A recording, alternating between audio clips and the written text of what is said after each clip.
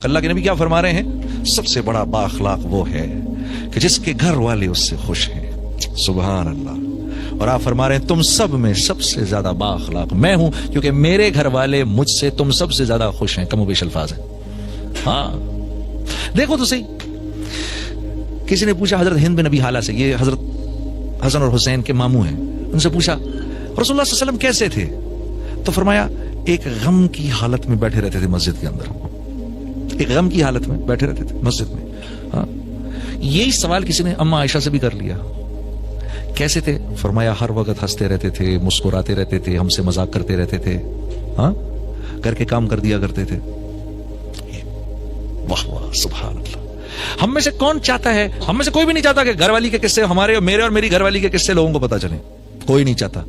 لیکن میرے رب نے ہمارے نبی کی خانگی زندگی کو بھی چھپا کے نہیں رکھا بلکہ ہم تک پہنچا دیا. 9 کے 9 گھروں کی زندگی کو پہنچا دیا ہم تک. ہاں سب سے پہلا کام کرو بھائی، سب سے پہلا کام کرو، اپنی بیوی کے چہرے پہ مسکراہٹ بکھیرو.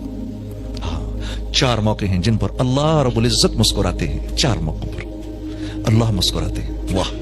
ایک اس پر جب اللہ کا بندہ آسمان کو دیکھ کر کہتا ہے اللہم اغفر لی، اللہ مجھے معاف کر دے، اللہ مسکرا اٹھتے ہیں.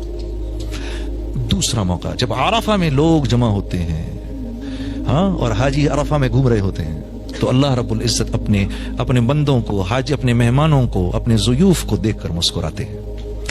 تیسری مرتبہ کب مسکراتے ہیں؟ جب میاں بیوی ایک دوسرے کو دیکھ کے مسکراتے ہیں، اللہ مسکرا اٹھتے ہیں.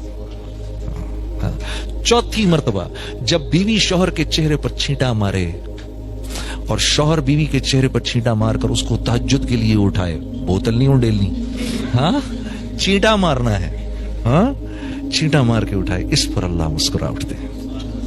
4 باتیں.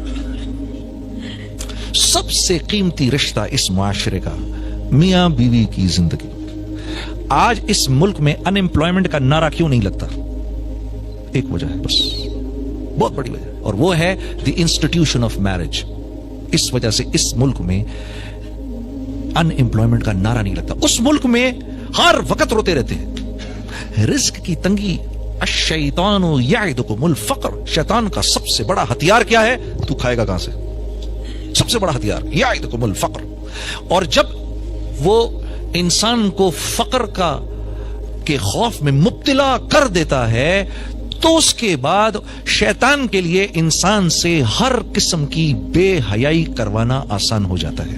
قرآن کہہ رہا ہے. تو وہاں کیا ہے؟ سب سے پہلے ان کو، بچوں کو گھر سے باہر نکال دیتے ہیں.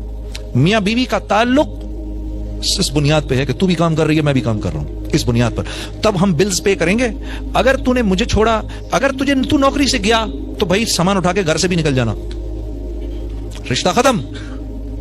تو رشتے کی بنیاد کیا ہے؟ پیسہ. پیسہ رشتے کی بنیاد ہے. جب تک دونوں نوکری پہ چل رہے ہیں. کیوں؟ ہر چیز تو سود سے خریدی ہوئی ہے، ہر چیز پر سود دے رہے ہیں.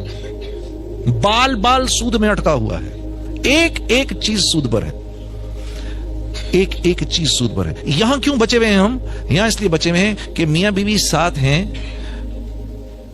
معاشرہ، اللہ، رسول سب کی بنیاد پر بیوی عورت مرد کو برداشت کر رہی، مرد بیوی کو برداشت کر رہا. بچے ہیں، بچوں کی وجہ سے ساتھ ہیں، اور وجوہات کی وجہ سے، خاندان کی وجہ سے ساتھ ہیں، ساتھ چل رہے ہیں.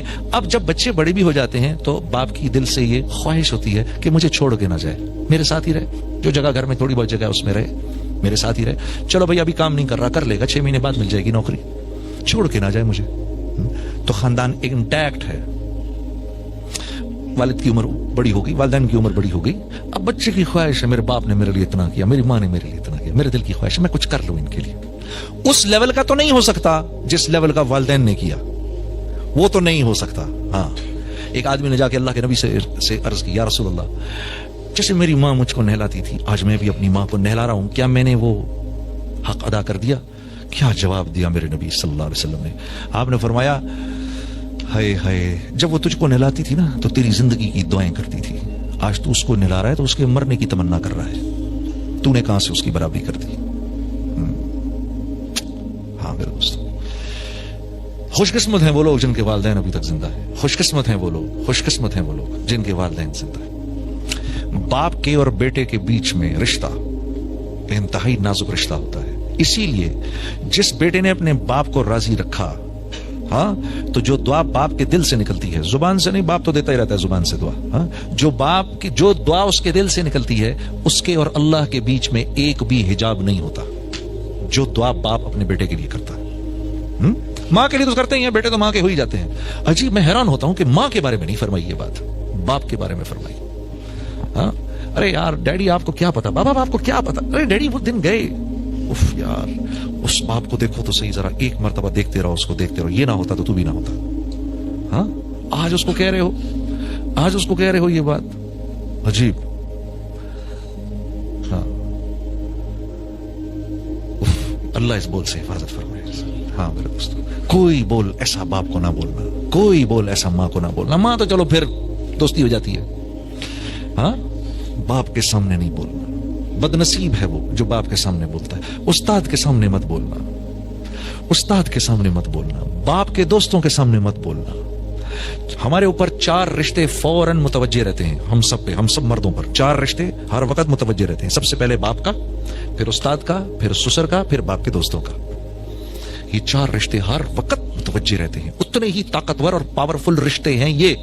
ان چاروں میں سے کسی ایک کی دعا بالکل وہی طاقت رکھتی ہے جو باپ کی دعا طاقت رکھتی ہے۔